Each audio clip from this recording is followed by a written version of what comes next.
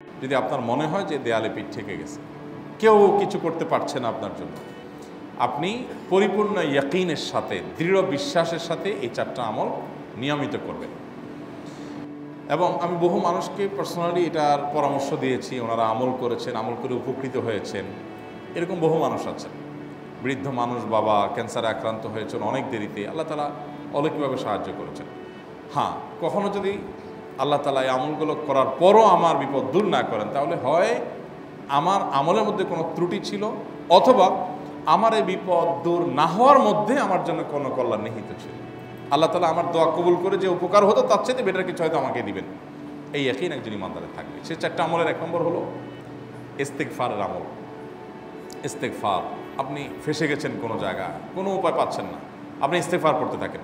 আস্তাগফিরুল্লাহ ওয়া আতুবু ইলাইহি, আস্তাগফিরুল্লাহ ওয়া আতুবু ইলাইহি, আস্তাগফিরুল্লাহ ওয়া আতুবু ইলাইহি, আস্তাগফিরুল্লাহ, আস্তাগফিরুল্লাহ, আস্তাগফিরুল্লাহাল্লাযী লা ইলাহা ইল্লা হুয়াল হাইয়ুল কাইয়্যুম ওয়া আতুবু ইলাইহি ওয়া লা হাওলা ওয়া লা কুওয়াতা ইল্লা বিল্লাহ।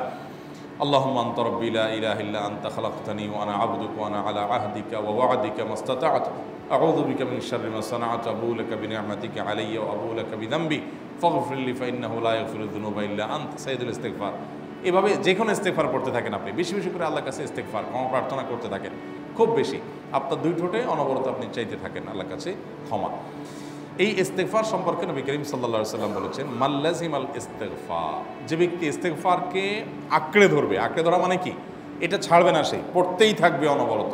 টয়লেটে যাওয়ার সময়টা, ঘুমের সময়টা, খাওয়ার সময়টা বাদে, অবসর নামাজের সময়টা বাদে, সারাক্ষণ সে ইস্তেগফার পড়বে। এরকম যদি কেউ করে, আল্লাহ রাব্বুল আলামিন জাআলাল্লাহু লাহু মিন কুল্লি হাম্মিন ফারাজা ওয়া মিন কুল্লি যায়কিন মাখরাজা, সকল পেরেশানি থেকে, সকল টেনশন থেকে বের হওয়ার পথ আল্লাহ তাআলা অলৌকিকভাবে তার জন্য আবিষ্কার করে দিবেন। এবং আমি আমার জীবনে যেটা বলেছিলাম, বিস্তারিত বলতে চাই না, এরকম পরিস্থিতি আসছে যে চোখের সামনে কোনো আপাতত রক্ষার কোনো পথ আর খোলা নেই, এমন ভয়াবহ বিপদ। ইস্তেগফার করতে করতে এমনভাবে আল্লাহ তাআলা সাহায্য করেছেন যে এটা কল্পনা করলেও মনে হয় যে স্বপ্নের মতো। কিভাবে এখন এই লোক এই জায়গায় আসলো আমার সাহায্যের জন্য, এই লোক তো এটা আমি এই জায়গায় আসার কথা না, ঠিক উনি এসে হাজির হয়ে গেলেন এবং উপকারটা, আমার সমাধানটা হয়ে গেল সমস্যা। তো আলহামদুলিল্লাহ, বহুবার আমি পরীক্ষা করেছি, আর আমার পরীক্ষার 2 পয়সার দাম নাই। হাদিসে বলা আছে, গ্যারান্টি দেওয়া আছে, আমার পরীক্ষা করলেই কি না করলেই। তাহলে একটা আমল হলো কি, ইস্তেগফার। সব সময়ের জন্য এটা কন্টিনিউয়াস করবেন, আর এমনিও অবসর সময় ইস্তেগফার করবেন। আরবদের মধ্যে সৌন্দর্য আছে, তারা বিভিন্ন ডাক্তারের ওয়েটিং রুমে বা বিভিন্ন জায়গায় মানুষ যেখানে অপেক্ষা করে পাবলিক প্লেসগুলোতে লিখে রাখে ইস্তেগফার করুন। আপনার হাইওয়েগুলোর পাশে লেখা থাকে ইস্তেগফার করুন, এবং তারা আসলে একটু পরপর দেখা যায় ইস্তেগফার করে।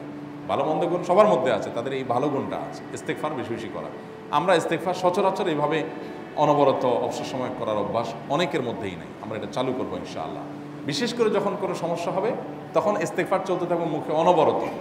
ধীরে ধীরে মহব্বতের সাথে নিজেকে, নিজের পাপ অপরাধগুলোর কথা স্মরণ করে আল্লাহর কাছে মাফ চাইতে থাকবো, পেরেশানি দূর হবে ইনশাআল্লাহ। 1 নাম্বার 2, দুরুদ। নবী করিম সাল্লাল্লাহু আলাইহি সাল্লামের প্রতি দুরুদ পাঠ করা, এটা যদি আপনি নিয়মিত করতে থাকেন মহব্বতের সাথে, আল্লাহুম্মা সাল্লি আলা মুহাম্মদ ওয়া আলা আলি মুহাম্মদ কামা সাল্লাইতা আলা ইব্রাহিম ওয়া আলা আলি ইব্রাহিম ইন্নাকা হামিদুম মাজিদ, আল্লাহুম্মা বারিক আলা মুহাম্মদ ওয়া আলা আলি মুহাম্মদ কামা বারাকতা আলা ইব্রাহিম ওয়া আলা আলি ইব্রাহিম ইন্নাকা হামিদুম মাজিদ। আপনি একবার ছোট দুরূদ যদি পড়েন, সাল্লাল্লাহু আলাইহি ওয়াসাল্লাম, সাল্লাল্লাহু আলাইহি ওয়াসাল্লাম, আল্লাহুম্মা সাল্লি আলা মুহাম্মদ ওয়া আলা আলি মুহাম্মদ, শুধু এইটুকু পড়েন। জাযাল্লাহু আন্না মুহাম্মাদাম মা হুয়া আহলু, শুধু এইটুকু পড়েন। আপনি এভাবে যেই কোনো দুরূদ নবী করিম সাল্লাল্লাহু আলাইহি ওয়াসাল্লামের প্রতি যদি পড়েন এবং পড়তে থাকেন অনবরত, ইস্তেগফারের পাশাপাশি দুরূদের ক্ষেত্রে নবী করিম সাল্লাল্লাহু আলাইহি ওয়াসাল্লাম বলেছেন যে এইটা তোমার জন্য যথেষ্ট হয়ে যাবে। তুমি যদি আল্লাহর কাছে আর কোনো দোয়া করতে না পারো, শুধু দুরূদটা পড়ো, তোমার সব পেয়ে যাবে, কিচ্ছু লাগবে না। এক সাহাবী বলছেন, রাসূলুল্লাহ, আমার দোয়ার মধ্যে দুরূদ কত % রাখবো? আমি তো আমার অনেক কিছু আল্লাহর কাছে চাইবো, দুরূদ মানে তো নবীজির জন্য দোয়া, মানে আমার জন্য তো আমি দোয়া করবো, আপনার জন্য দোয়া কত % করবো?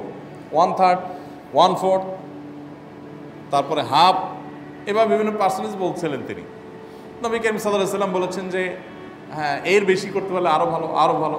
তো ভদ্রলোক এর বেশি, ওই সাহাবী রাদিয়াল্লাহু তাআলা আনহু, তিনি এর বেশি বাড়াতে একটা পর্যায়ে বলছেন যে আমি সব দোয়া আপনার জন্য করি।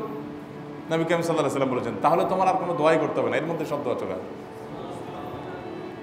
কারণ আপনি যদি বলেন আল্লাহ আপনার নবীর প্রতি আপনি রহমত নাজিল করেন, আপনার নবীর প্রতি আপনি শান্তি নাজিল করেন, আপনি যদি এটা দোয়া করেন, তো আল্লাহকে আল্লাহর নবীর প্রতি আপনি রহমত নাজিল করতে বললে আল্লাহ তাআলা আপনার প্রতি রহমত নাজিল করবেন কি করবেন না?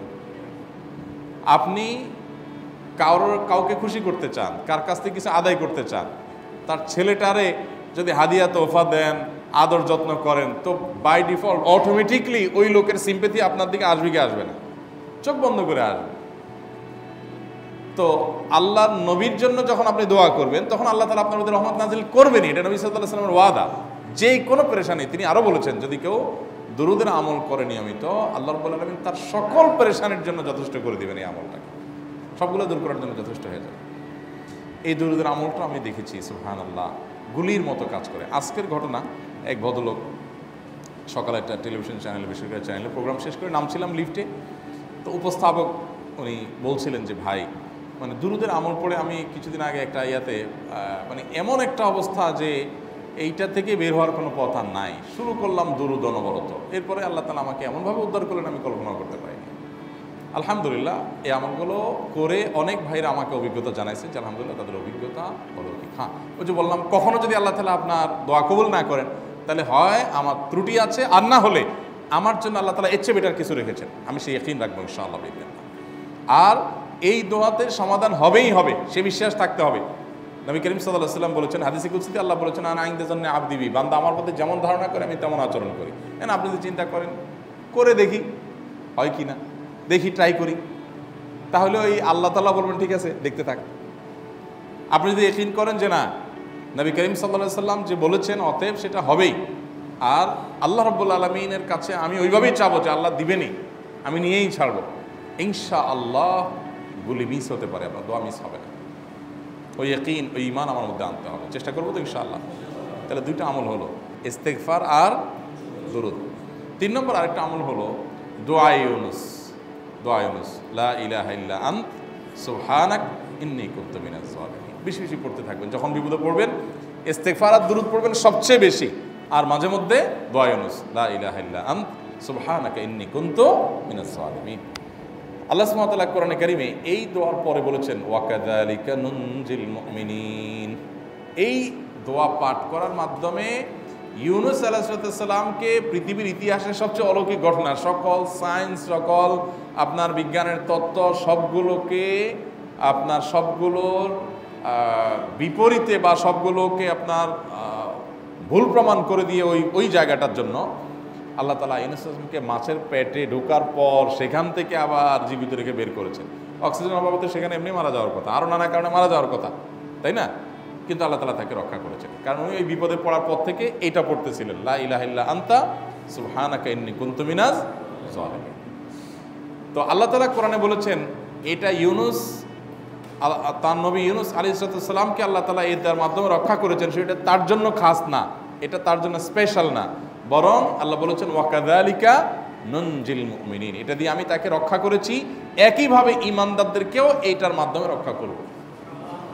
এটা বড় অস্ত্র পেয়ে গেলাম। দোয়া ইউনুস বেশি বেশি পড়বো ইনশাআল্লাহ, লা ইলাহা ইল্লা আনতা সুবহানাকা ইন্নী।